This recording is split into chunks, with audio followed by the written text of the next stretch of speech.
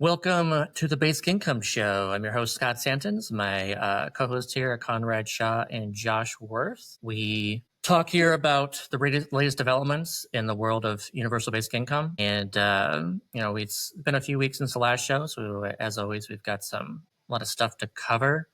Let's get going. Conrad or Josh, did anything you want to say first? Want to jump right into the stuff? I'm ready to jump in. I feel like I've really, been lacking in my UBI news, and I need my dose. Yeah, I'll jump in later with some things, and for now, I'm just trying to catch up with all your posts. So you get going. All right. Yeah. Okay, so the first thing I think I want to talk about is something that is not true. So this is some debunking of some disinformation that I've seen out there, and maybe it'll be picked up more. So I just want to get out ahead of it, and I don't know, just like a good teaching opportunity for like how to pick out fake news that's may have been written by AI. So first of all, this is on a website called comfortkitchentogo.com. And this is, I think, the first source of this. Is there big time political advocates or something? Comfort Kitchen. They're big in the economic justice and policy space. Right, hard hitting news. It's funny too. Like if you go to their About Us page, they even have like a fact checking policy. Here, I can just go to that really quickly too because it's funny. Fact checking policy at Comfort KTG. I like how they are. They're the Comfort Kitchen to Go, but that sounds too like food related, I guess. So it does. It's Comfort KTG instead. We take a responsibility to cover accurate, up-to-date, and trustworthy information seriously. But can I just point out that their logo does not match the name? PKG. Oh no, they spelled their name wrong. Is this just an AI generated thing? Like Comfort to kitchen go. That's a great point. I didn't even notice that. Yeah, right. It's the logo on that. TKG versus KTG. Well, yeah. Enough delay. Let's see what hard-hitting news they have to tell us. Mm-hmm. All right. So Canada's $1,800 universal basic income pilot, 2026. Who qualifies and what you'll get? Starting in 2026, Canadian government will begin a highly anticipated universal basic income pilot program offering direct monthly payments to selected individuals.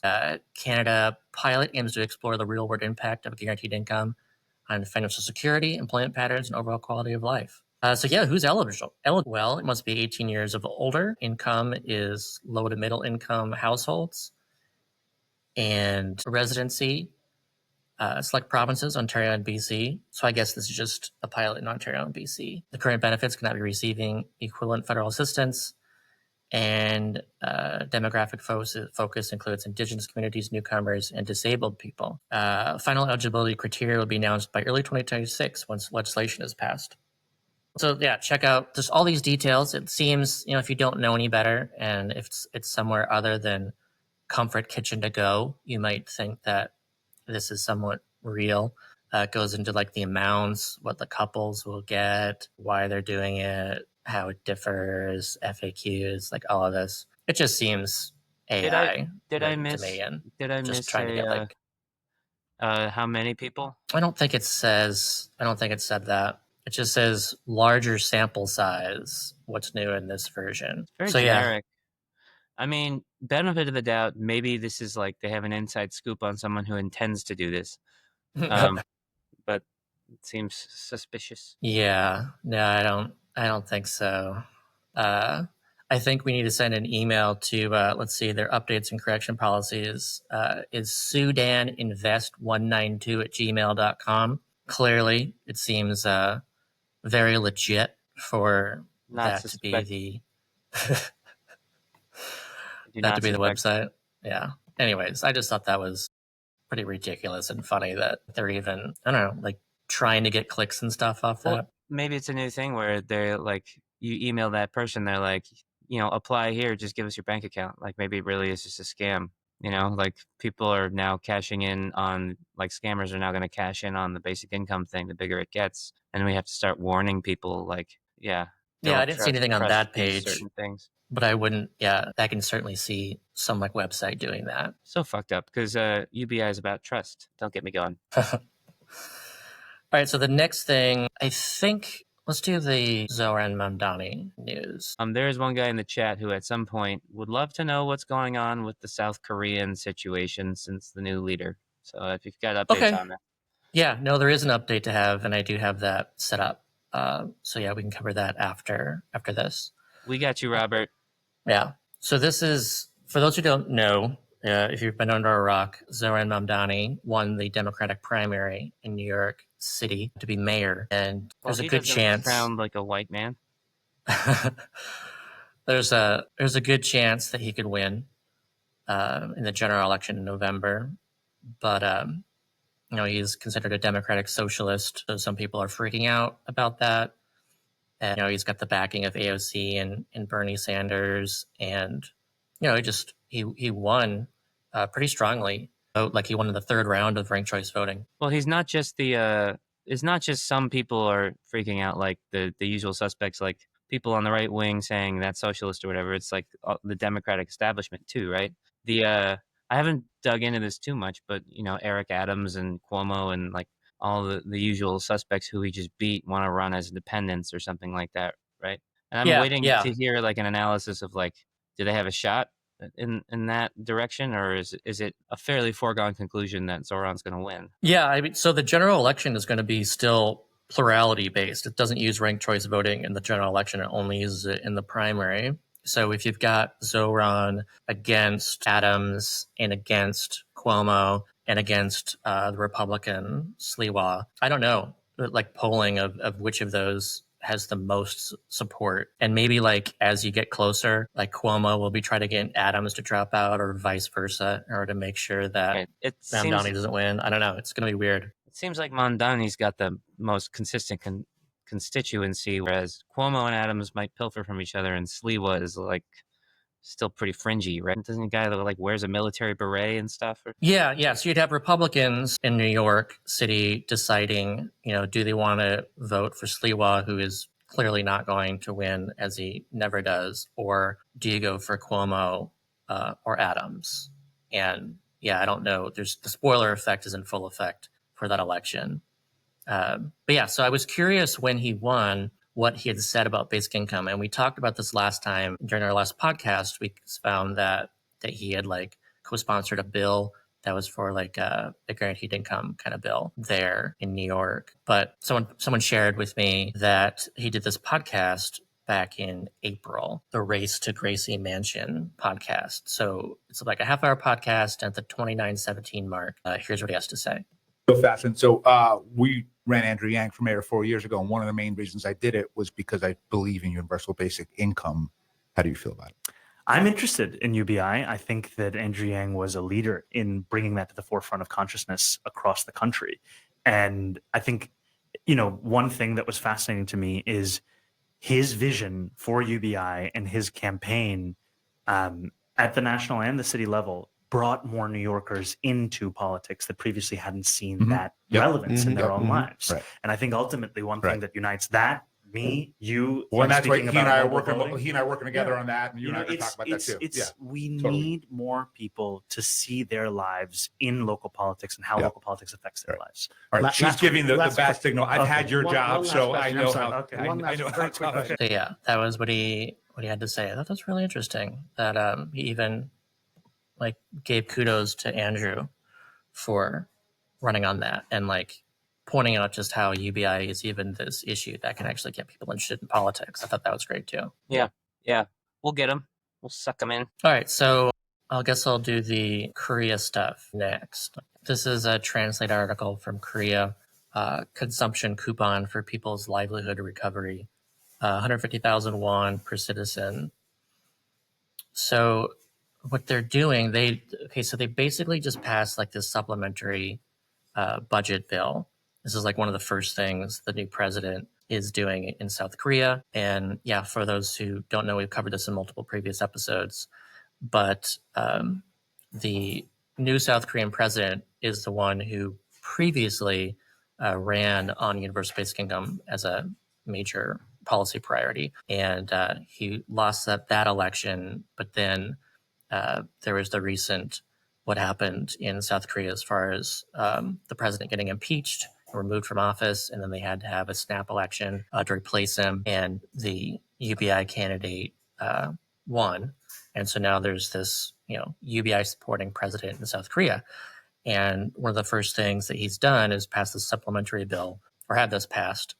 And this is basically, so there's a kind of a layered component. There's going to be a fully universal amount that's provided to everyone. And then there's going to be these like targeted additional amounts that's targeted based on having low income or living in a rural area, these kinds of things. And also, it's not cash. It's more like a local small business kind of voucher thing. So it's not like cash you can use on anything. It's like this kind of EBT kind of ish card that you can use in a lot of certain local businesses that are part of the program. So it's interesting that they're looking at stimulating the economy, and this is at least there's a fully universal portion, but it's not like monthly or anything yet. There will be like a second payment too. So it's like they're looking at basically two stimulus checks, let's say. And I think maybe the logic is if it does what it's supposed to do, if it does well, if it stimulates the economy, if it does good things, then maybe they can start doing like a monthly kind of situation. Hopefully that logic holds better in Korea than it does in the US. Like the whole child tax credit and the stimulus checks and everything, especially the child tax credit. People are like, well, obviously if it works, we'll keep it going. And then we just didn't. Yeah. Okay, well, let's stay tuned on it. Yep. That's the exciting stuff from South Korea so far. Robert says, I just ran it through a converter and 150K won only comes out to $71.81. Yeah, I also don't know. Maybe you can try that for purchasing power parity instead of just direct currency conversion. And maybe there's a slight more of a bump there. But yeah, it's not much. Yeah, maybe a little, but I mean, I don't think of Korea as like that, less of a purchasing power situation. Yeah. All right, what's next? This is like a really good video that I recommend people watch the whole thing. But we'll just watch a little bit of it. And this is the Money and Macro channel did like this great kind of summary of a big experiment that Give Directly ran that has a lot to say about what the impact of something like basic income could be, especially on like inflation and stuff. Like this specifically looked at that. And so I'm just starting at like the 7-minute mark or so, right before it gets to the impact on inflation, since I know so many people are interested in that most of all. What But country is that? It was in Kenya. thanks to a host of surveys asked to individuals, firms, and market participants before, during, and after the experiment, the economists were in a unique position of having extremely detailed information about all prices and transactions in the area over the course of 2.5 years. So what happened to this economy? Did Give Directly's cash injection cause inflation, as Milton Friedman's theory would suggest, or did the economy expand by a multiple of the money introduced, as Keynes' theory suggests?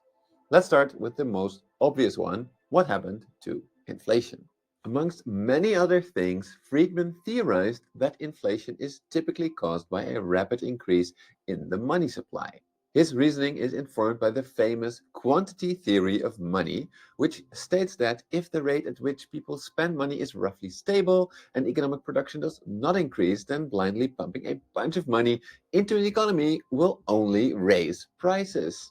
For example, assume just for the sake of simplicity that in Kenya's economy, people go to the barber a lot. Barbershops are always full, but now a charity gives the poorest in society a lot of money. Now these people can go to the barber as well. It improves their lives for sure, but because the barbershops were already full, now not every customer can be helped. More demand than supply means that barbers will be able to raise their prices.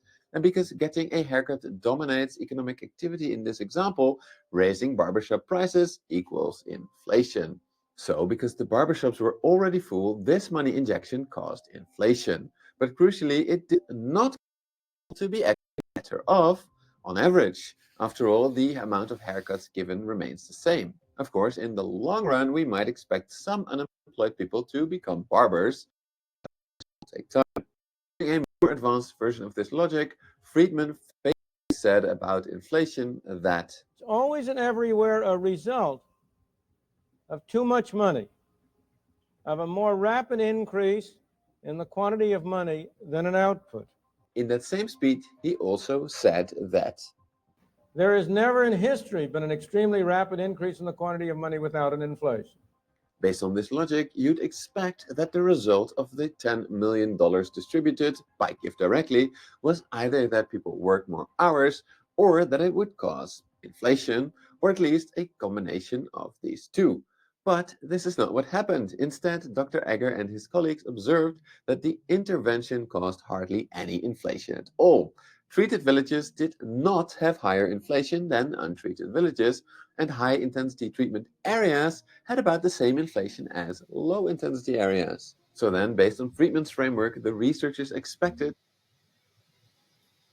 that they would see a big increase in hours worked. But digging deeper into their data, Egger and his colleagues were surprised to discover that while working hours of both recipients and non-recipients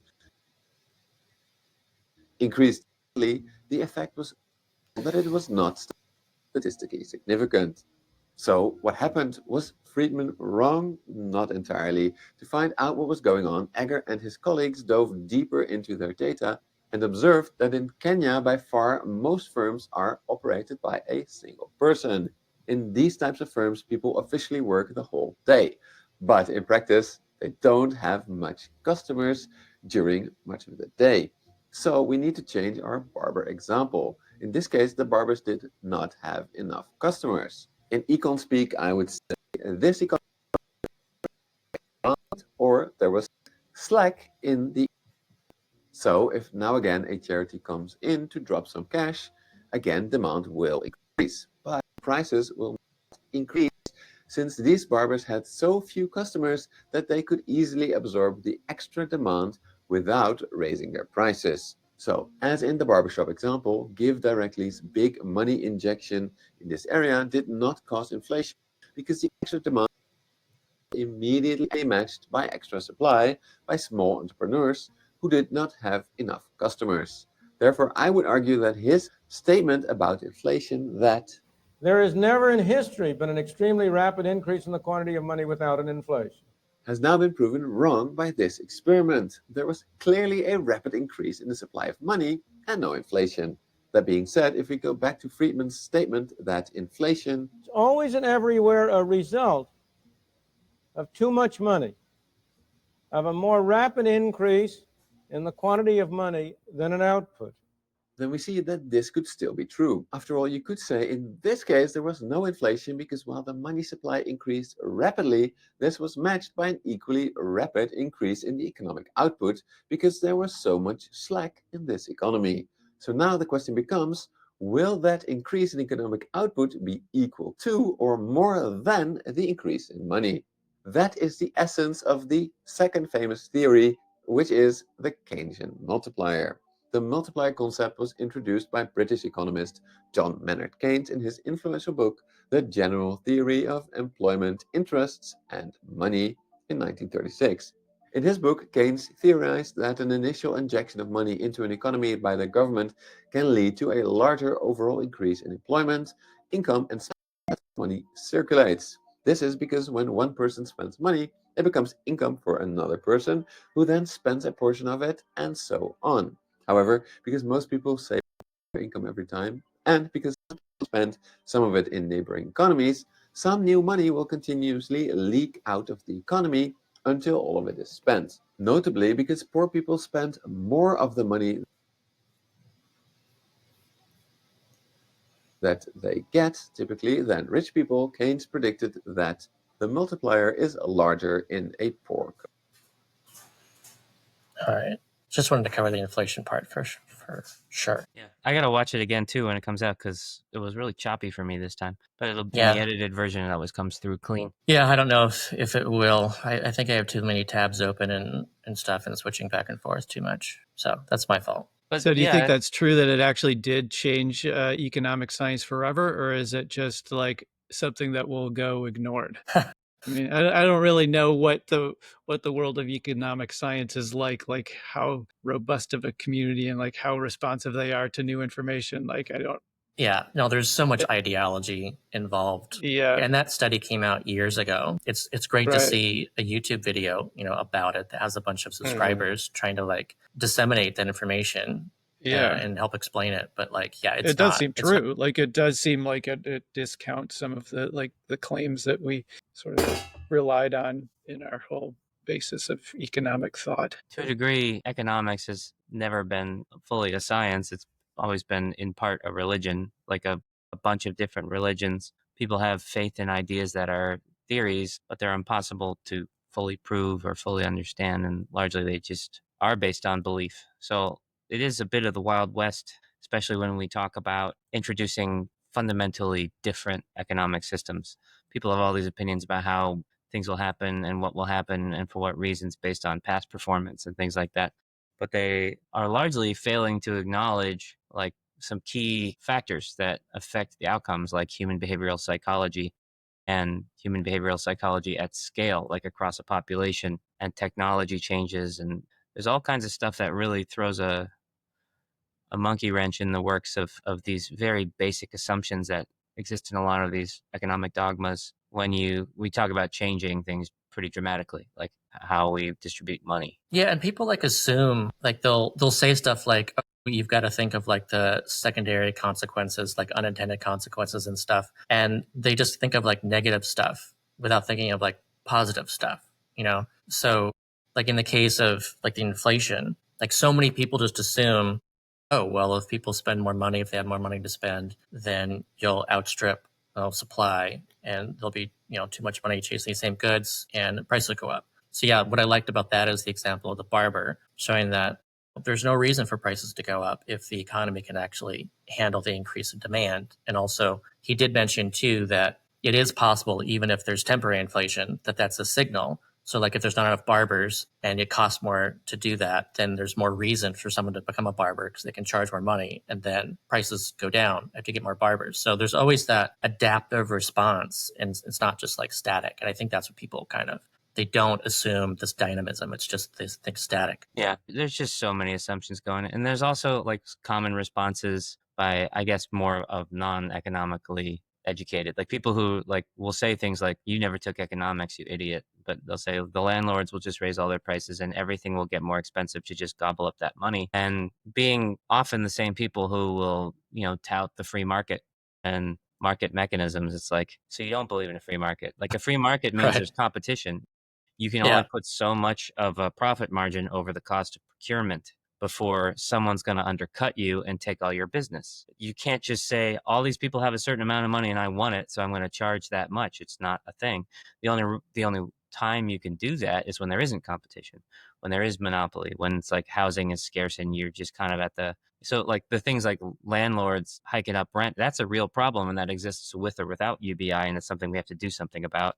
Making sure that they don't gobble up all the land and housing and then just crank up prices. But yeah, UBI doesn't introduce that problem. It actually gives people more power to pursue different options. Do we want to all go in together on a place that we own ourselves or whatever? Or different types of businesses can cater to different markets that like now can afford some small amount of rent on a regular basis. What is a different mechanism that like could emerge? I think of dorms, like sort of a dorm situation. If I was just getting out of college and pursuing acting or whatever, instead of living in an expensive apartment and working at a restaurant 35 hours a week, if there was a basic income and like a dorm situation that could take my $1,200 a month or whatever and give me 4 walls and a roof, a locking door, internet, and a bathroom, then I'm a completely new demographic that's worth targeting for business. Like, can you set up a situation of economies of scale where it's like, yeah, I'll live my 20s as cheaply as possible. I already did that. And then I'll focus my attention on my craft or my business I'm trying to start or whatever. It's just, yeah, more options for more people. It takes away options from the landlord, but we still have to prevent monopoly and extortion. Absolutely. But one of the things I like about too, yeah, is that you just see so much more entrepreneurship. So like even if there is a problem, with concentration of companies and stuff having a kind of monopoly power effectively, then if you get some small players in there, especially at the local level, then you're going to see more competition from that. Like you have Walmart and Family Dollar being like the place that's really putting small businesses out of business in like rural areas. But if suddenly there's universal basic income, then someone can actually start a small business that's actually, like a small grocery store or something. And it's going to be a little bit more expensive, but then because everyone has more money to buy that stuff, then it's more likely that that is not going to be put out of business. It can actually compete against Walmart and Family Dollar, Right. but like it can't do it otherwise. There's two factors that complement each other in that this new ability to compete. And one is you have more business on Main Street, more people in your neighborhood all have a little more money. And this is a population that didn't have money. So it's like a new target demographic for your business, and more customers. It's also when you're starting a business or running a business or whatever in the beginning or in lean times or whatever, a very real factor is you got to feed yourself. You got to survive. You got to be able to wait it out. Like I've been doing startup company stuff, both with Josh and with the documentary is essentially a startup where you have to go a very long time. Like you pay yourself last. And it's a lot of it's about the ability to wait it out, which is largely why most things that succeed were done by people who had the ability to wait it out. Like they had a little extra money, a little cushion. They didn't have to work 40 hours a week to keep up with rent and also try to start a business at the same time. Yeah, that's totally like something about startups where it's very frequent in startups that people are you get like a share, and so like a lot of them are just hoping to be bought out, and that's when they'll get paid. But like, how do you get to that point? Like you have to find employees who can do that. And yeah, that like really restricts your ability. It's like restricts the pool of employees that are even available. Just so many people are like, look, that sounds great and all, and I would love to have a share in this. And I believe in the startup, but I can't do that for 5-10 years or whatever it might be before they start getting paid sufficiently. Yeah, it totally changes things. And sometimes it's a lot more years than you imagine it's going to be. Just saying. Yeah. So you got to be ready for it. You have thoughts on that, Josh? Any thoughts? No, it's been easy going, smooth sailing, no problem. God, what are you doing over there? Yeah, no, we are definitely, we're talking about the same kind of like just feeding into the ecosystem of innovation is what we're kind of talking about, and it can happen at all levels. And just if that's where the good stuff of the world is coming from, it's coming from like people trying new things and trying out, experimenting and playing, and you can only do so much of that before you go broke. And it'd be nice to be able to do a little bit more for everybody. And like the tools that we have available to start innovating are cheaper and cheaper. And so, yeah, I think it's not just going to be like more people getting to be able to pay for a haircut. It's going to be more people to be able to pay to do cool stuff. Meanwhile, on the flip side of things, let's see how things are already getting worse for people thanks to AI and like where that's happening first, which appears to be in entry-level jobs. So here's just like a short news segment about this, and we can cover like a couple of the news pieces. But yeah, I just think it's interesting that this is where we're seeing stuff. New research shows the unemployment rate for college graduates is at an all-time high, and the reason could be artificial intelligence. Researchers from Oxford Economics find more employers are turning to AI instead of people, meaning they're not hiring as many recent college graduates. Instead, computers are handling entry-level tasks. The unemployment rate for recent college graduates is somewhat higher than the national unemployment rate. That's sitting at 6.6% over the last 12 months. Now, experts say the best thing for new college graduates to do is get some sort of artificial intelligence training. They can compete with the robots that way. That ensures they have the skills to enter the workforce that uses AI every day. Yeah. How's this guy like sleep? It's a hot take. Yeah. I'm reassured. Just get some AI skills. Absolutely. Just it's a weird answer too, because like, I mean, AI skills are learn how to ask for a machine for what you want in many cases. Yeah, like AI skills. This AI skills are talking like the English language, or not even English language, any language, and just communicate. A thing we have talk an about idea.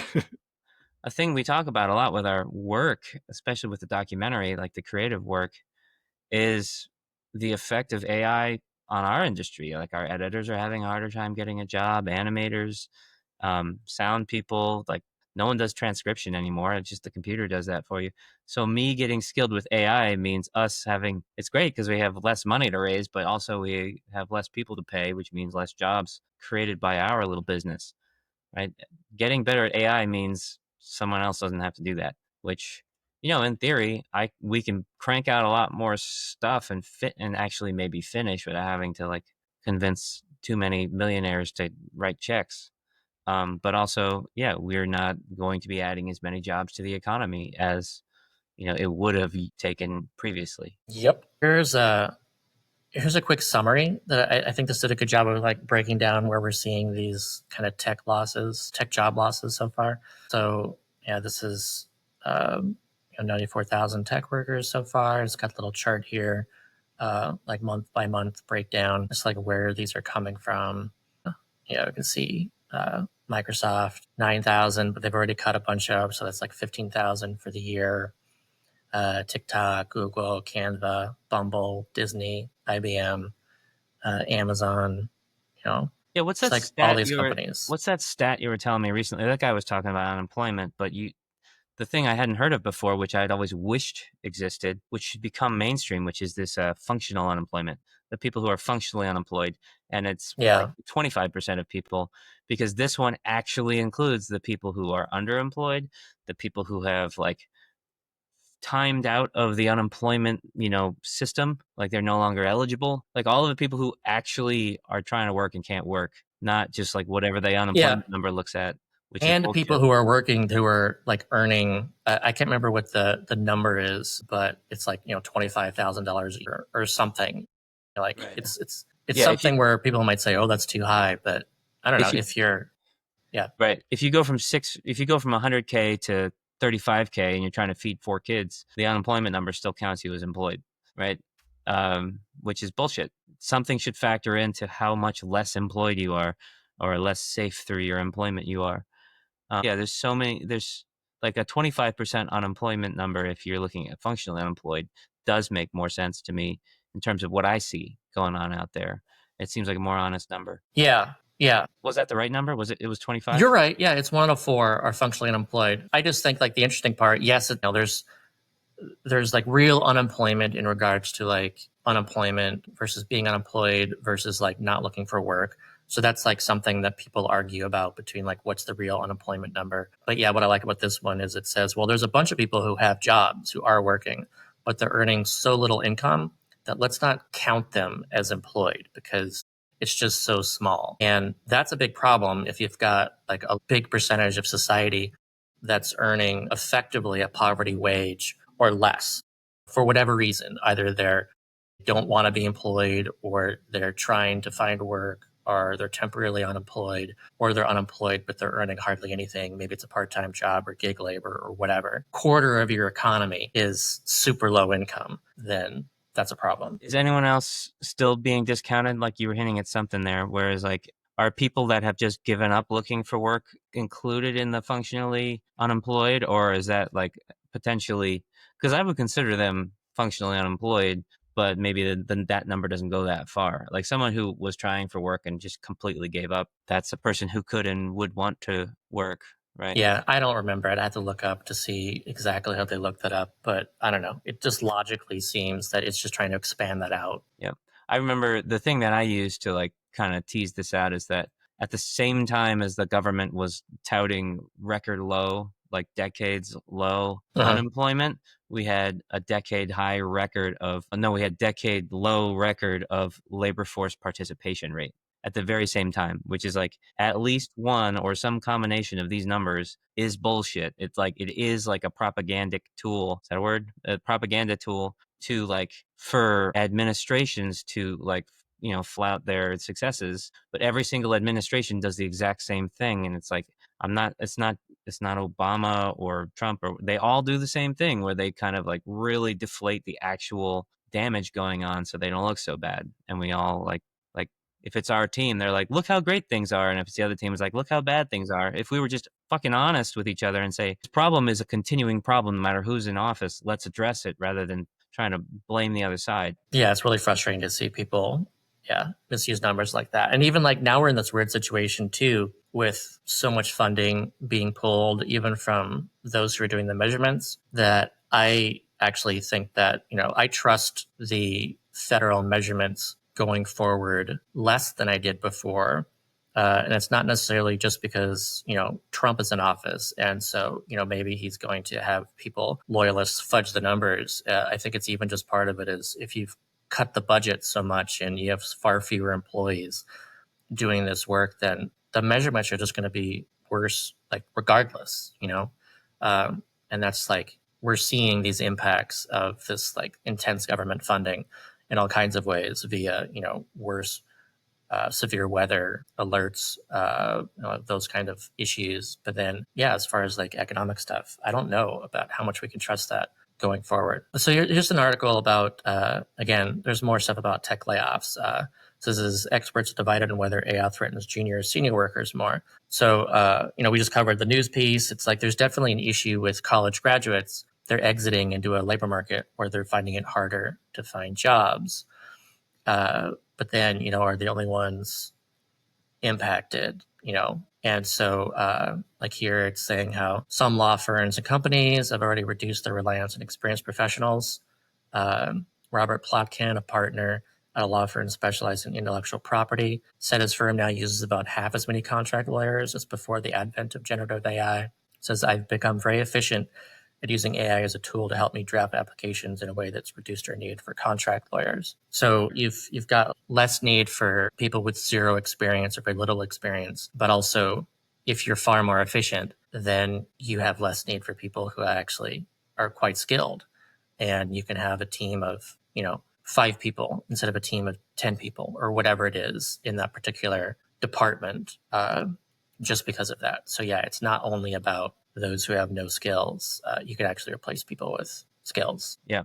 I've got a quick shout out that made me think of. You talked about people graduating into this AI landscape, and it made me think of one of our people in our basic income program graduated in 2020 over Zoom to a barren landscape, and her basic income had allowed her to like pivot a lot and invest in and explore like different things in college, and she ended up turning one of those things into a business when there was nothing else for her. And she's actually kind of a badass, so we hired her for our social media. So for people watching, we've given her the job of like trying to start building up our social media accounts in advance of our impact campaign, and she's starting like from scratch. So on all your platforms, Twitter, Blue Sky, YouTube, and everything, Bootstraps TV, go give it a follow, and there's going to be a lot more stuff coming out of there in the next year or so. So Bootstraps TV, at Bootstraps TV. At Bootstraps TV. Yeah.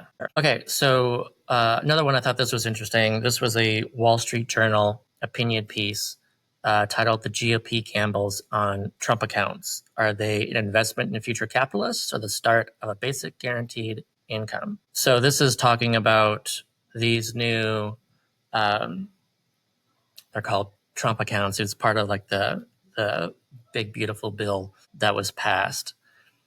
And wait, so who wrote this? Is this going to be a doomsday warning, or is this going to be actually, this might be... This is Wall Street Journal, and this is someone who is anti-UBI, and you would think that they would be like pro this kind of thing, but then they're worried that it could lead to basic income. But I think it's interesting because like the language that he uses. Let's read some of this.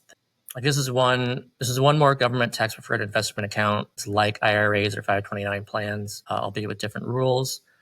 Unlike those accounts, the government will make a one-time $1,000 payment to be invested in a stock market index fund for babies born between 2025 and 2028. So this is just the next 3 years. It's not for like permanent going forward. This is for like babies born within the next 3 years. And so each baby will get $1,000 in this account that they can't access till they're 18. And then parents can add up to $5,000 a year to the accounts They won't get a tax write-off, but the funds will grow tax deferred. And then, yeah, there's no withdrawal until 18. And let's see, the Republican political gamble is that the accounts will give young Americans a stake in the capitalist economy that they can watch grow as the stock market rises. And here's what Senator Cruz said, good old Ted Cruz: every child in America will have private investment accounts that will compound over their lives, enhancing the prosperity and economic participation of the vast majority of Americans. It's so odd in comparison with like the tweets I get all day of like, yeah, on my tax dime, you know, like basically like Yeah. now it's coming from any sort of idea of giving anybody money that isn't me is, you know, fuck that idea. And now it's coming from the administration. Are they going to bend their heads around it? Are they going to start like loosening up their thinking, or what's going to happen? Yeah. And so he expresses his fear. Says, Mr. Cruz's intentions are good, but this political gamble could backfire. The accounts for their automatic government payments are likely to become another entitlement program that grows over time. Congress will surely extend the payouts beyond 2028. And it says the Trump baby account is preferable to annual social welfare payouts via child tax credits, but the House Republican bill delivers both. And this just mentioned there's a very small change in the child tax credit. They increased to $2,200 for couples earning up to $400,000. Very small. That's from 2000. And he just expresses fear that this kind of thing could lead to a universal basic income. And what I think is funny is, like you said, it's weird how they can express an argument that's against basic income, but this other thing is good that gives money to people. And I think what's interesting about this, and I think it's kind of a lesson as to what could be popular, it's that it's okay to give people money if they're going to use it to invest in the stock market, because then that grows everyone's wealth. And so, if you're a rich person and you're looking for your stocks to go up, then if the government starts putting money into the stock market, then the stocks will go up. And you're like, oh, okay, great. So I think that when it comes to the kind of policy we've discussed before about, say, a sovereign wealth fund like Alaska, if you set something up where the government is getting some kind of shares in stocks or whatever, and they're not selling all of them, they're keeping some amount of them, stock will go up. And if those are putting out a dividend, people are okay with that, because it's not tax money, quote unquote.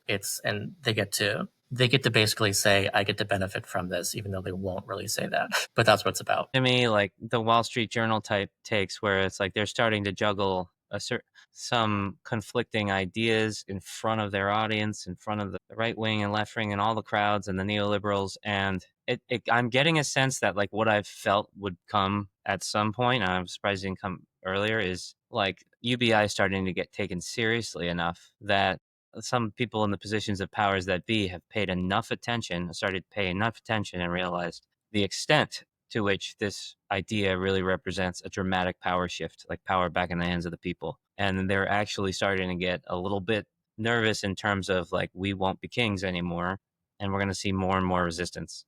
I like, by the time we come out with our documentary and we're doing all kinds of stuff, I can imagine there being a little bit more of like the vibe that my environmentalist filmmaker friends had when they released a documentary, and like plants, like Exxon had plants in the audience and people following them and stuff like that. I bet some of that stuff starts happening once it gets more and more real, when they're like, oh shit, no, actually I don't get to be the king of the world anymore. Then yeah, you just posted something recently about power being like the thing that basic income is about, and you got some responses to that.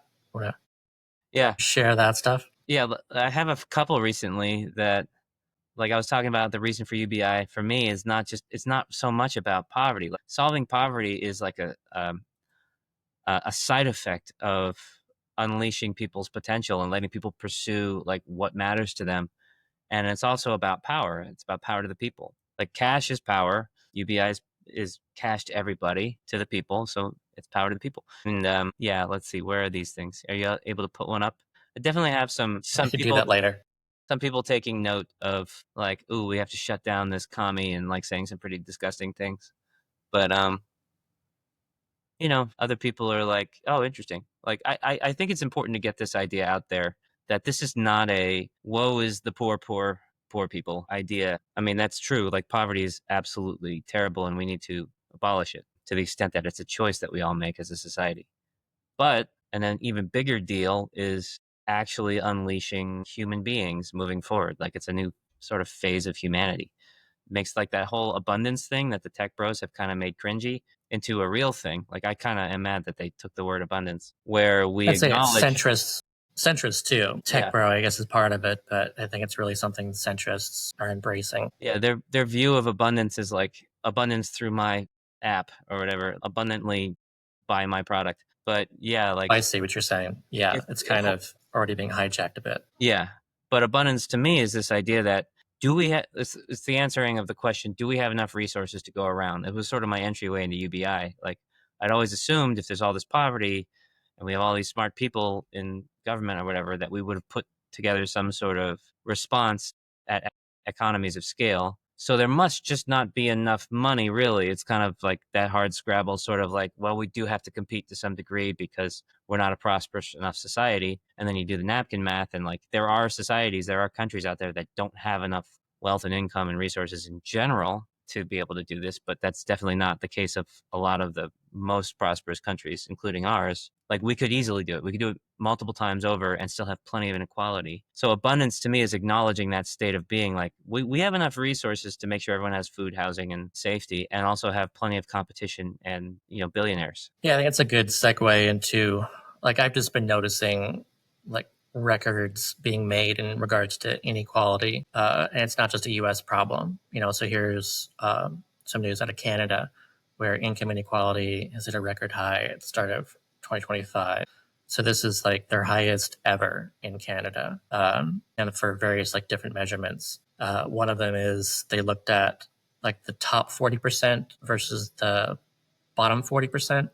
So really just like, most of, like, there's a big chunk on the top of the bottom, and there's just a huge gap between those two, is one thing. And then also, looking at the like top 20% versus bottom 20%. Those in the bottom 20% of the income distribution saw the weakest growth in disposable income in the first quarter.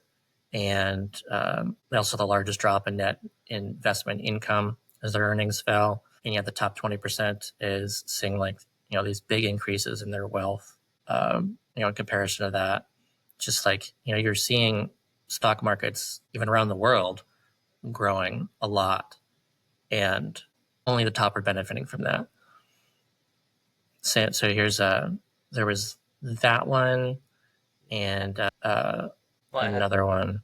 Go ahead. Historically, there's only a certain amount that people are willing to tolerate. Like, inequality gets bad enough and people are like, fuck this, and we have to relearn how to share enough that the pitchforks don't come out. Like, I'm not one for political violence, but I think it's foolish not to acknowledge that that's where we're headed.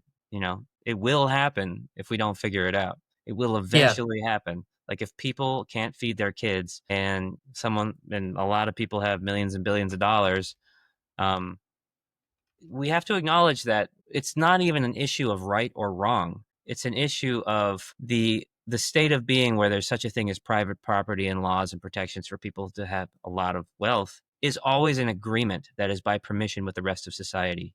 Like, if we go back to the barbarian days or whatever, whoever has the most money, whoever has the most power takes what they want. And to the extent that like inequality grows so that there are hundreds of millions of people in your country who are completely stripped of their security, they still have a lot of people power. And at a certain point, when they have nothing left to fight for because it's all been taken away, they will just come and take it back.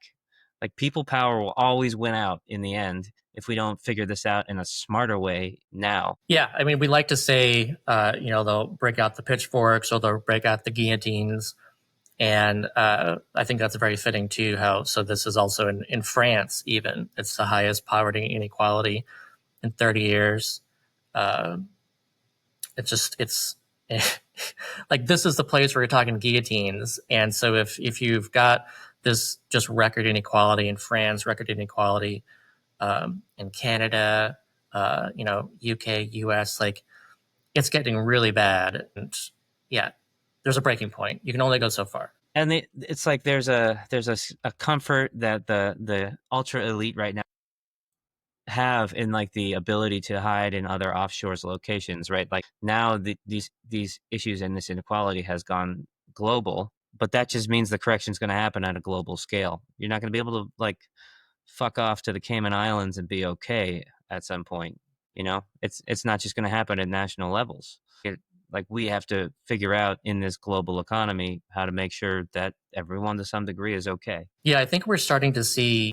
I think we're seeing the, like, I don't know, the death throes, the final vestiges of like how much longer you can get away with this tax cuts for the rich kind of thing. Like we just saw that again in the US with these, you know, quote unquote big beautiful bill like this. It's just a massive tax cut for the rich paid for by cutting, you know, food stamps and Medicaid and everything. And they did it. Like, yeah, they forced it through, even though the majority of the country didn't want it. Like an overwhelming majority of the country did not want this bill to be passed, but it still got passed because that's what the rich people want. But I don't see that lasting much more. It just, something's going to happen. Something's going to break. And you're already seeing this too, like in other countries with like, you know, the Labor Party it was like, they're really trying to avoid raising taxes on the rich. But I think they're reaching the point where they're like, we can't do this. Like we took over power from the conservatives who refused to raise taxes on the rich. And now we're not doing it. And they're seeing like support plummet, and they're seeing like their own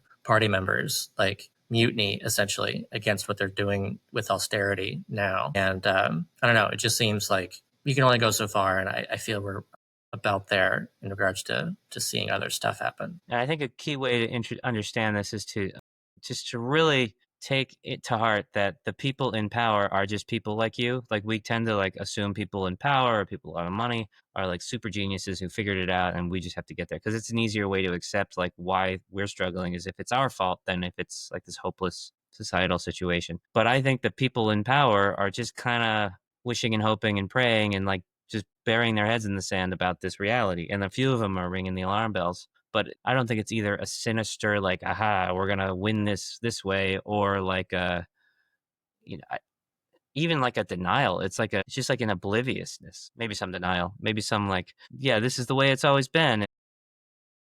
Yeah, lack of empathy, I would say. And it's not necessarily. It also goes with extreme confidence of like no one ever disagreeing with you. And like, you know, like you basically have been validated in every opinion you've ever had ever. So it's like hard to see your blind spots. At the same time, like I think you're right that there's this big macroeconomic force that is like kind of moving us towards this, like there's going to be a shift in the balance of power just because it can't be sustained anymore. But we don't really put it in those terms very often. It's usually in terms of like, you know, we're fighting over other things, and the arenas where the battle takes place. It's like it could be like an argument on Twitter, right? Like there's that sort of unrest that's just kind of like bubbling. There's the literal like pitchforks and eat the rich message is like, it's not there. That's not really what the argument is, right? Even though it kind of should be. Like if we want to get to the point, the main thing that people should be saying is, let's get our pitchforks and eat the rich, and the rich should be saying, no, let's stomp you down, right? Like if we want to just stop arguing around the argument, that's really what it needs to come down to. But I kind of prefer the let's argue about other things method that we're using.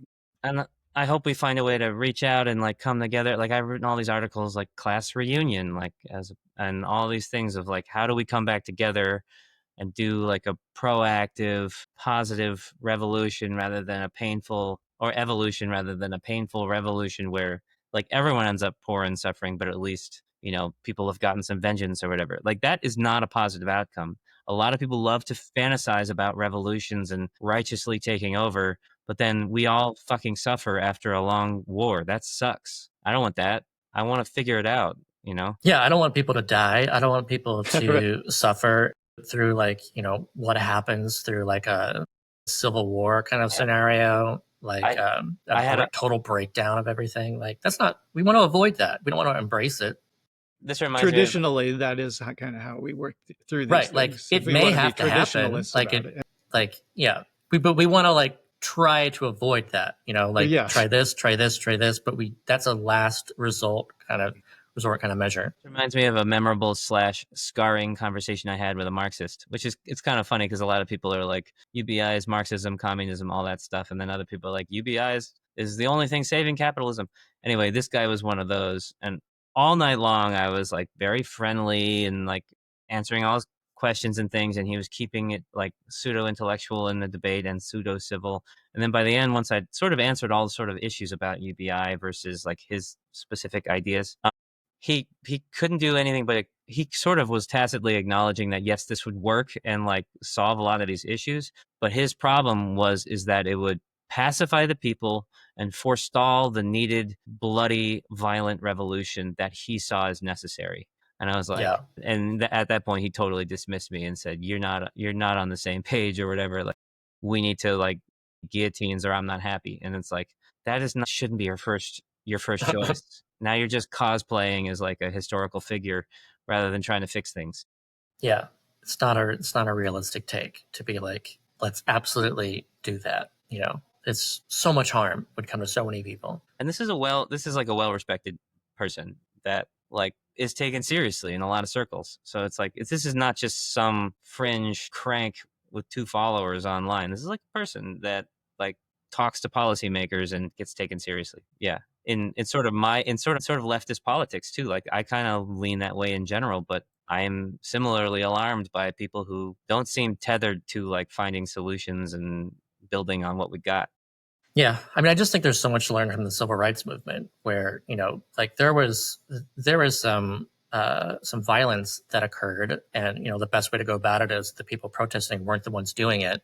But if you're doing a protest and you get like attacked by the cops and whatnot, and violence breaks out because of that, like that actually helps the rest of the population look at you and empathize with you and say, well, like, what are you doing? Why are you trying to stop them from protesting? And like, I don't know, that's the way that I think that's the stuff. Like, we need to be out on the streets and making a big deal of this via numbers and peacefully. And if you do that, they can try to push against that and fight back against that, and it can get ugly. But like, I don't think the first thing you should do is go out and grab weapons and start attacking people, in order to get what you want. Yeah, in that way, I see like the Marxist sort of like, are they called tankies? Is that what that is? As very similar, like the preppers and the right wing revolutionaries and the people who are all about the sort of, I guess, juvenile sort of mostly male delusion that we're all gonna just like fight like gladiator and retake our country. It's the same goddamn thing with like a different set of policies that they support. It really is childish. Like we're going to barbarian our ways to a better future. I don't. Yeah. I just want to respond to the comment from Robert about how, he said that the big beautiful bill still adds, $3 trillion to the deficit. And, it could have left everything else and just done like, basic income and stuff. Like I do like to try to like point out on how deficits aren't necessarily bad. They can be good, but what they just did was bad. Like, you don't want to grow the deficit in order to cut taxes for the rich. Like that is actually harmful to the economy. And of course, it's even more harmful if you're trying to reduce that deficit growth by cutting services for the poor. Like it's just doubly bad to do it that way. But if you're actually helping, the bottom, you're boosting the consumption power of the bottom 60%, let's say, and you're using deficit spending to do that, that can be a great thing. That can actually really help your economy and also improve people's lives, but we're just doing it the wrong way. Yeah. I would encourage people, and the Marxist guy would be very mad about what I'm about to say. He's an MMT sort of person. But to think of deficit spending not as like, we're losing money, like we just lost all that money. It's an investment. You put money towards things that are going to pay off, right? And there's a question of like, what is the ROI on an investment? If you give money to people, like $1, like there's studies about like the ROI of different sorts of spending. So like $1 in reducing child poverty pays back $10 over the life of that child. So it's worth it, right? Whereas $1 given to a wealthy person gets sort of extracted from the society and sits in a bank account. And actually, it does amount to much more of a loss, right? It's not an investment that you get back and earns returns. So all of these deficits, like you have to run some kind of a, you have to have some sort of deficit, right? Well, yeah, in terms of MMT communication, it's that a government deficit is the private sector surplus. So like it's actually can be a good thing to make sure that there's more money in the private sector, but where's that money going? If you're putting money into the private sector and it's like through the salaries of people in the defense industry, maybe that's not the best thing. And yeah, what's it accomplishing? To spend on. Yeah, what's it Right. what's it actually being used for? And the best thing you can accomplish, I mean, part of the premise of UBI to me is you're putting those investments, our spending dollars, our governmental dollars, towards empowering as many people as possible to bring their best selves, right? To be productive. And I did post about this recently, pissed a lot of people off when I said, to me, the point of UBI is about unleashing people to pursue their passion and their potential and whatever their ideas and their plans, right? Which is what I've seen in our pilot and what we've seen in a lot of situations. But the basic disagreement there is that that's not like what people think is that people aren't trustworthy. People won't do that. That's the basic sticking point at the heart of UBI is, can we trust people? What really drives people? What is our motivation? And there is a deep, deep cynicism just about our fellow people. And in order to try something like a basic income out, it means taking a leap of faith against that cynicism to see if we create a different paradigm, do we prove ourselves wrong, right? And the evidence is that, yeah, maybe we do. Like it keeps working at the scales we've done it. We just have to, kind of wrestle up the courage to try it at a scale to find out if it works in a full-blown manner. And like, I mean, to be fair about the question of like, couldn't we just have used that money and given it to people? Like, besides the name, like the Trump account is a pretty good way of doing that. Like, if you want to just direct money back to people, like, yeah, it's kind of a good start. Just like start investing it in the name of a kid and let them have that money when they're old enough to, you could make the argument that you don't really want to just give direct cash directly to a kid because they're going to maybe not spend it wisely. Like maybe when you're 4, you actually probably can't be trusted with $1,000 a month. Like, so like if having that all accessible when you're 18 and maybe if tax-free is, I worked it out, it was about like $7,000 at the time you turn 18. Like that's a pretty good start for like when you're out of high school. It's not, it just is a I don't baby wanna, bond. like, yeah, it's right. It's if they're not calling but it, some but it's of the money from this act, from of the spending money is in fact going in this direction. Like if it was much more, it'd be much better. But I'll take what we can get. This study came out, the role of blood plasma donation centers in crime reduction, and so here's what they found. Here's the abstract of this. So the United States is one of the few OECD countries to pay individuals to donate blood plasma and is most generous in terms of remuneration. The opening of a local blood plasma center represents a positive prospective income shock for would-be donors. Using detailed data on the location of blood plasma centers in the U.S. and 2 complementary differences research designs, we study the impact of those centers on crime outcomes. Our findings indicate that the opening of a plasma center in a city leads to a 12% drop in the crime rate, an effect driven primarily by property and drug-related offenses. A within-city design confirms these findings, highlighting large crime drops in neighborhoods close to a newly opened plasma center. The crime-reducing effects of plasma donation income are particularly pronounced in less affluent areas, underscoring the financial channel as the primary mechanism behind these results. The study further posits that the perceived severity of plasma center sanctions against substance use, combined with the financial channel, significantly contributes to the observed decline in drug possession incidents. So yeah, I just wanted to cover that as just being like, it's just a very interesting example of how, people just need income. There's so much like desperation crime involved. It's just the pure lack of income. That is just bleak.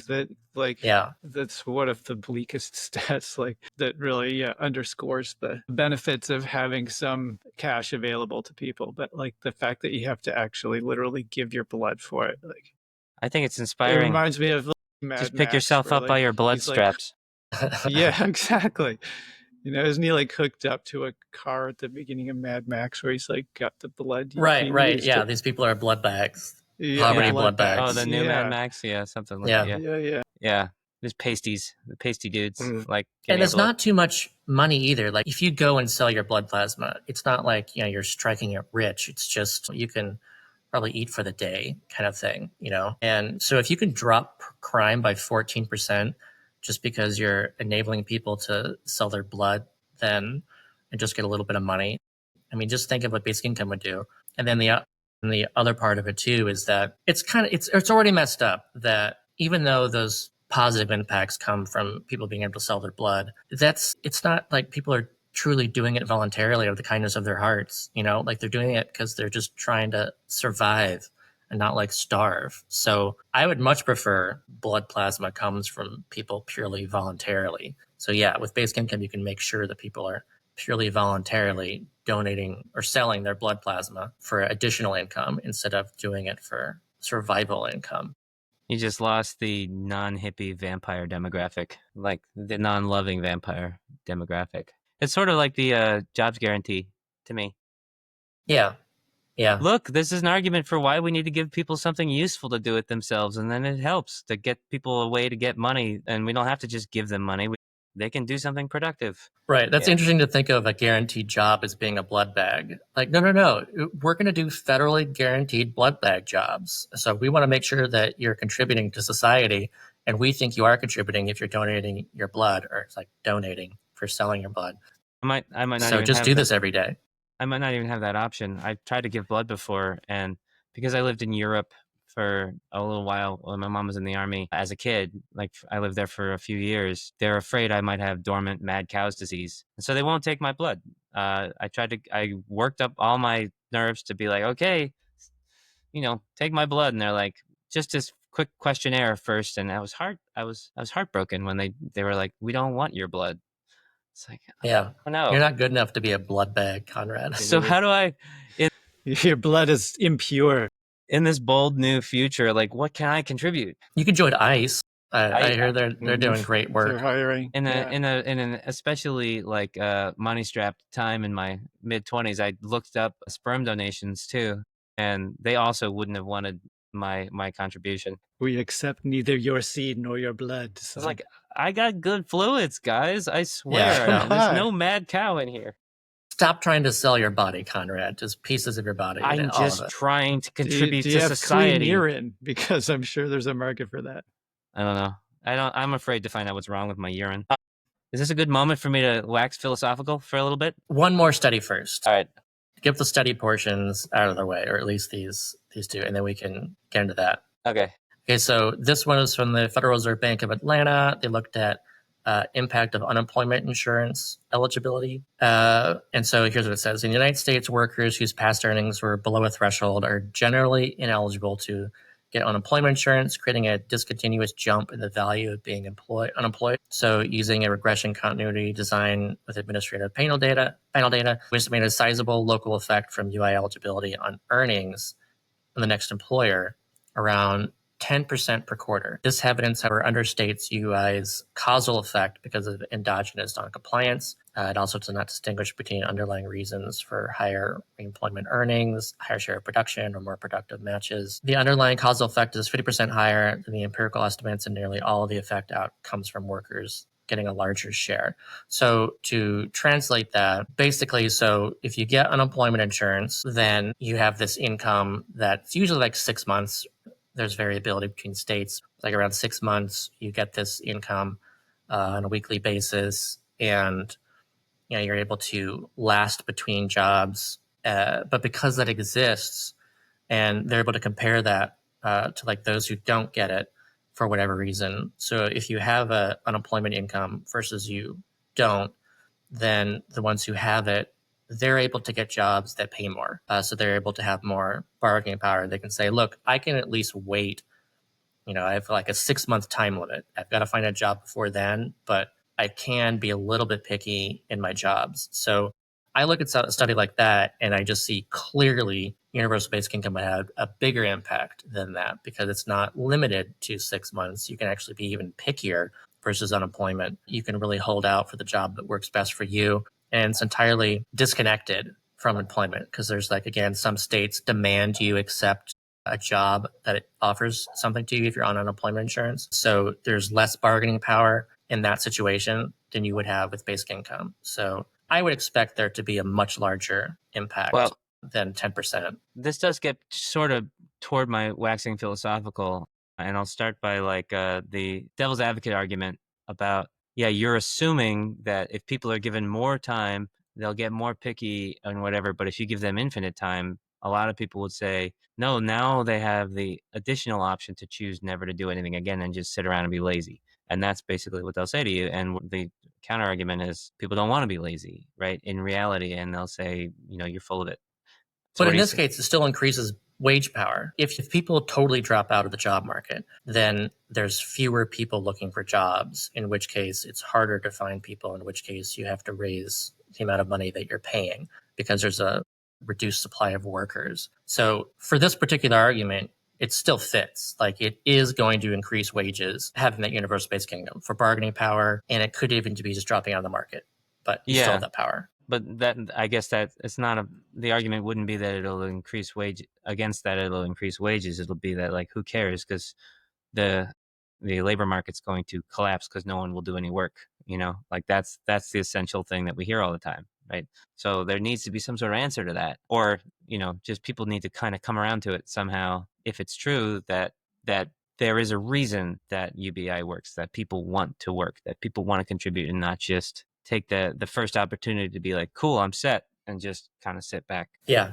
cool, I'm set, and sit back at $15,000 a year or less, you know, like, as if so many people are doing that, you know. But even, I mean, another part that enters into this argument is the techno optimists who are like, just wait a little while longer, everything's going to be super cheap. And then if you give people any money, they'll be able to afford everything they want. And then absolutely no one will do any work ever again, because why the hell would you do any work if you could afford all the things you wanted? And that is a real question that needs to be answered. Like, people need to understand each other better. So are you waxing?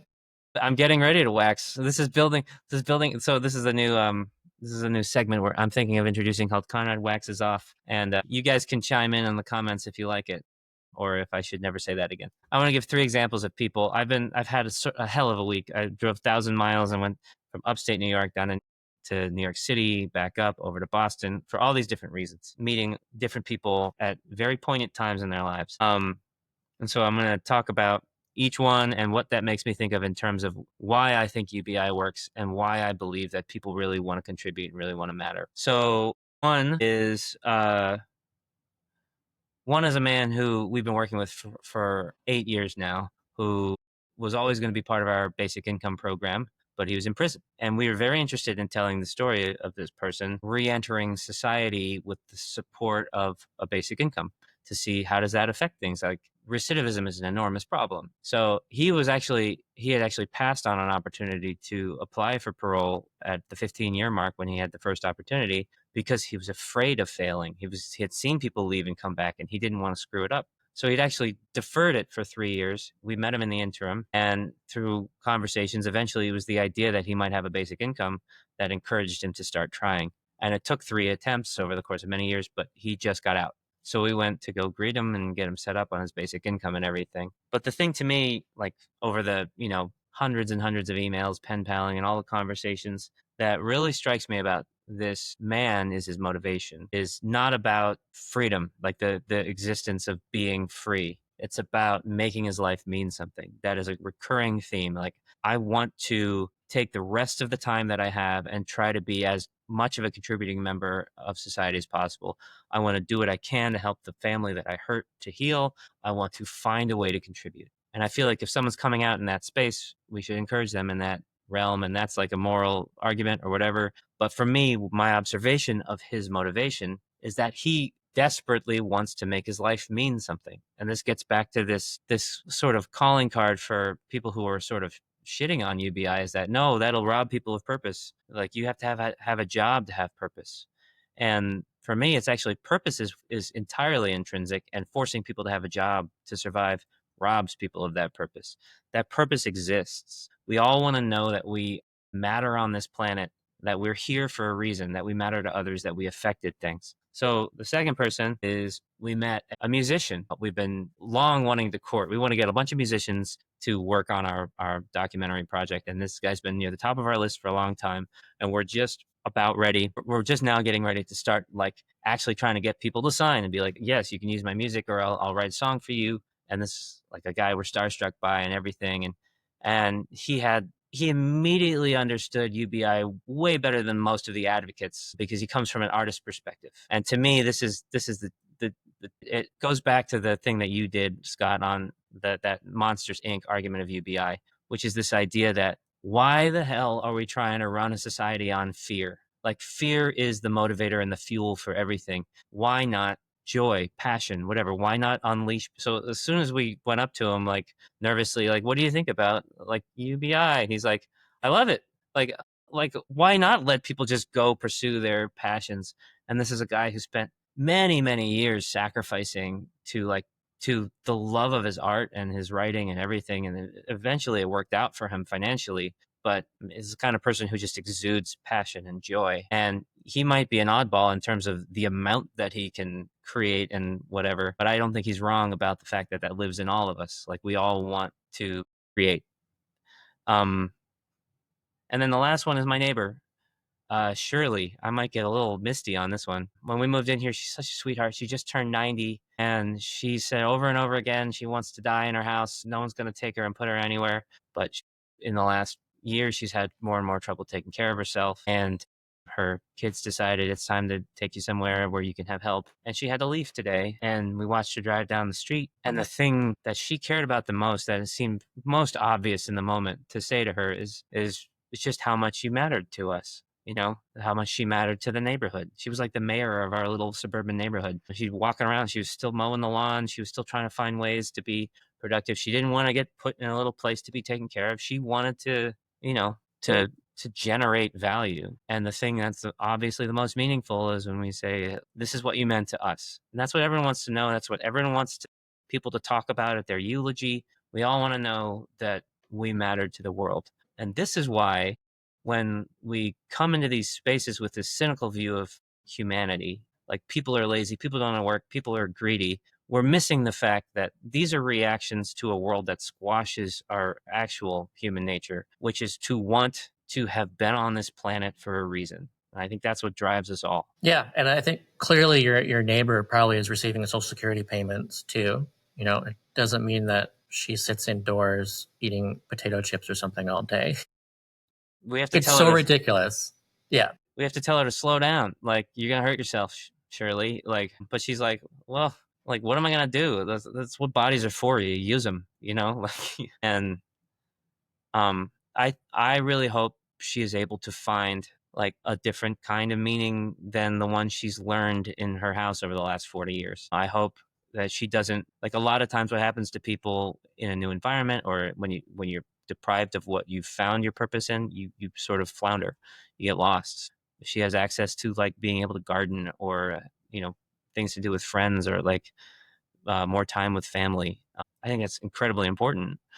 In order for anyone to keep going, you need to have that thought, like, this is what I'm doing to matter today and tomorrow and next week and this year and for the rest of my life. And when you lose that sense of yourself and your ability to pursue what you want, then you start taking drugs, playing video games, checking out, getting cynical, getting apathetic, getting greedy. Like, maybe if I just get enough money, then it'll fill this like need, this feeling that like I matter. Yeah, it reminds me too of the pandemic as kind of like the flip side of that, where like people, were locked inside. And even though, they're getting on the, pandemic unemployment assistance, got some stimulus checks or whatever, but like people got a little bit stir crazy being essentially locked indoors. Like, essentially the government was saying, you have to stay on the couch, and people like lost their minds, like no one really wants to do that. Like you want to matter. And then part of that is you want to go outside,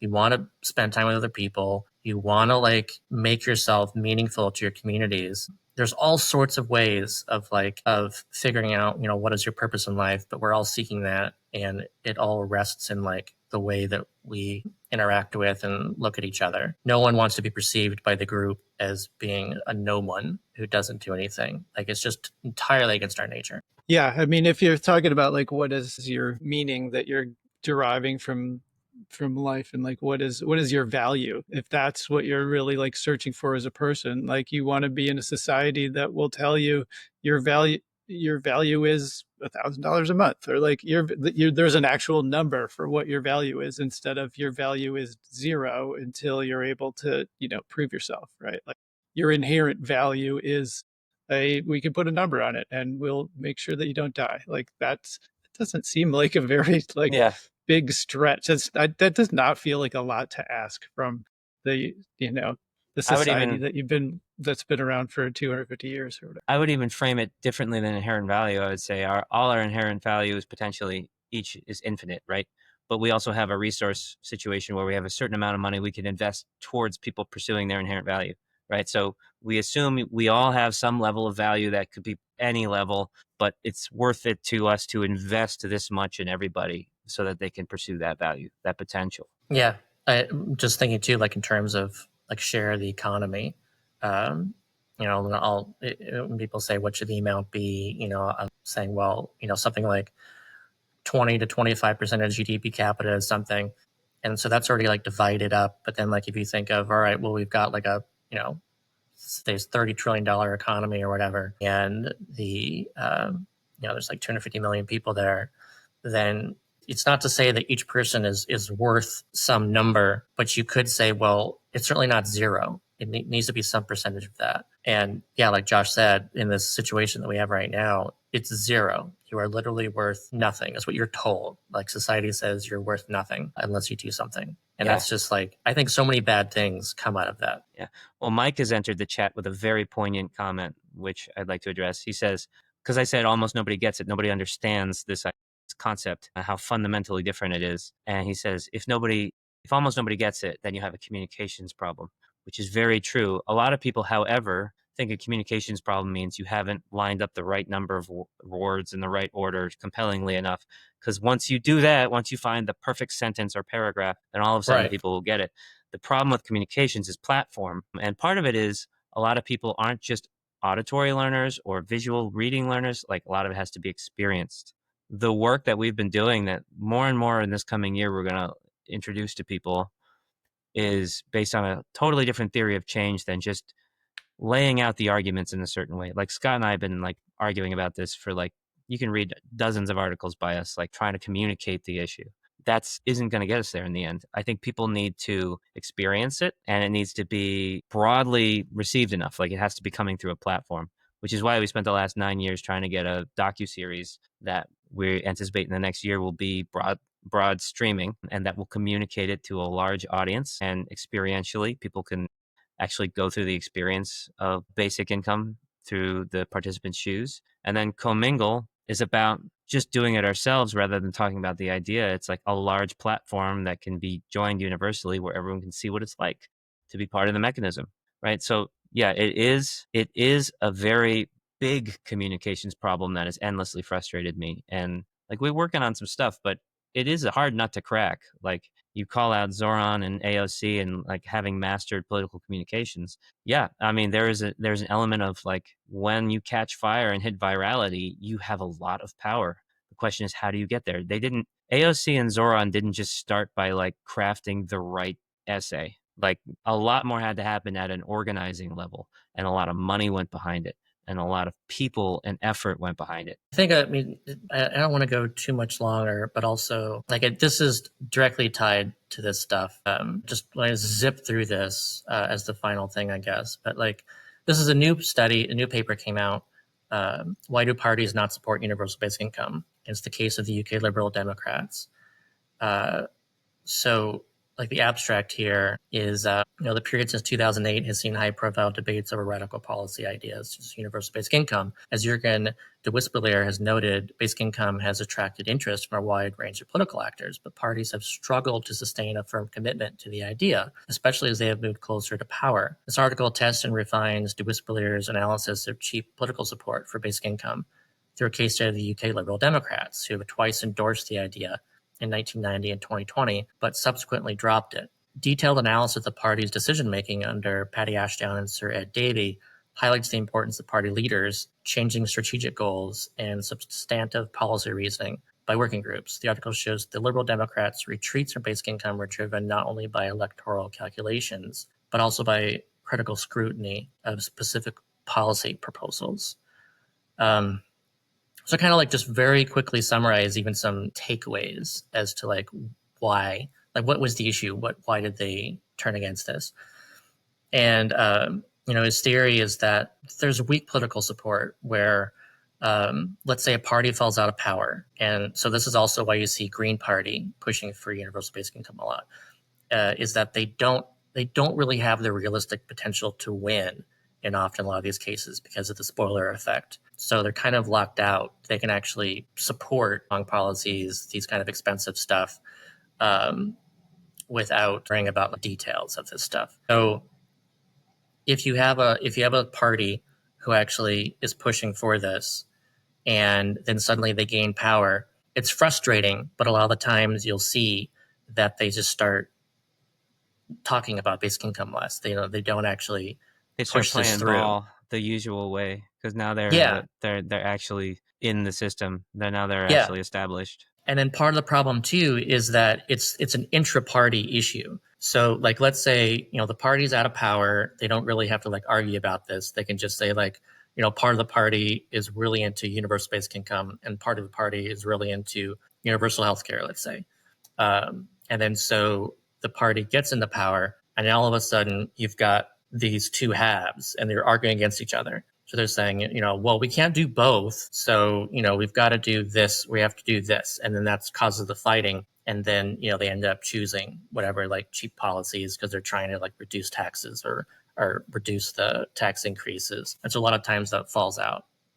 Really frustrating. Yeah, see. It's an Overton window thing. It's like a DC doesn't lead, it follows thing. Like, essentially, it's part of why our theory of change is very experiential and grassroots. It's about going around the political channels to get like very significant public demand behind an idea that I think has to come from the grassroots. And until it does, the people who bring it up are going to be the ones who bring it up to like stand out and make a name for themselves and get noticed. And as soon as they're getting noticed, they're going to keep playing ball because that's their only chance to win. So we have to make it the case that playing ball is how you lose. Like playing ball with the establishment is how you lose. You have to get enough people behind an idea, especially an idea that so fundamentally changes power dynamics in the country, like gives so much power back to the people. That's going to be resisted by establishment stuff. And so it has to come from the people. Yeah. And another part of it too is there has to be that like direct, strong connection between voters and policy. So, if a party gets into power, maybe they support UBI, but like maybe that's not why people voted for them. So if people really want to see basic income be a thing, then they have to vote based on that and they have to punish based on that. And if politicians perceive that direct connection, then that's key. And also it needs to be like the party itself has to like strongly embrace it. Like it can't just be like a, let's do this and see if it works kind of thing. It has to be like woven into what their party's values are. All the people in the party are like on board with this. And then people vote based on that kind of understanding. But so it's a tough nut to crack. It's starting to happen. Like AOC, a lot of people are like, she tanked Yang or she doesn't like UBI. But I met her early on before anyone knew who she was. And she was very smart on UBI. I was very impressed. But then she became part of that same system where she's trying to get done what she can get done. Like the Bernie crew is pushing for universal health care. Bernie too. I knew people that were involved in that campaign. I'm like, please get this message to him. He should really support UBI, but he's too busy with his other stuff and he doesn't want to like be taken as like suggesting unserious policies. They have to be made serious first. But now we got Bernie on Rogan like 2 weeks ago talking about UBI very seriously, and it's being taken seriously. We've got Mamdani talking about it. Like we just brought that up today. We've got other countries talking about it. It's like that energy is starting to grow much more slowly than I'd want, but it is happening. And that's kind of what we need to lean into, is not just like, oh, like this one popular politician said it once, let's just hope that that happens. We need to keep pushing and pushing and pushing. It has to be sort of demanded from all corners before the politicians are like, this is what my constituency wants. I'm going to do it. Yeah, there has to be a punishment and reward system. Like if you mention it, then you should be rewarded for it. People should be talking about it, like, oh, I love what you said. And then that encourages them to talk about it more. And if they don't mention it, then you're like, why the hell didn't you mention this? Like, how do you talk about high inequality, automation, and whatever, and not talk about basic income? So that has to be part of it too. Right. And so right now, like a lot of it's testing the waters still, and you can tell by their language, he's not going to come out. You don't really know how people really feel. They're like, oh, I'm interested. We should learn more about that. And that could either be a person who's like, I know people care about this. I think it's a terrible idea, but I'm just not going to piss them off. Or I think this is an awesome idea, but I'm not going to say that out loud because then people will think I'm silly. Like they're just playing, they're doing their communications work to make sure that they are safe for as many people as possible. So the idea is to make the idea of basic income safe and then hold them to the fire increasingly. Yeah, not only safe, but people are like demanding it. Like they know that there's like a strong demand for it. The next step not just after like people are okay. Making an idea safe is making not doing the idea unsafe. Like you're going to lose your job if you don't do this thing. This is why we are voting for you, right? And we're a couple steps away from that, but we're getting closer. Yeah. All right, let's end there. I think that's nice and positive. It's constructive. Thanks to the chat. You guys brought some heat today. Bringing the heat. Yeah. Thanks everyone for joining us. Thanks everyone That's an for listening. aspirational statement, but yeah, thank you. Yeah. Please subscribe, like, and put a reply in the comments, and we will see you next time.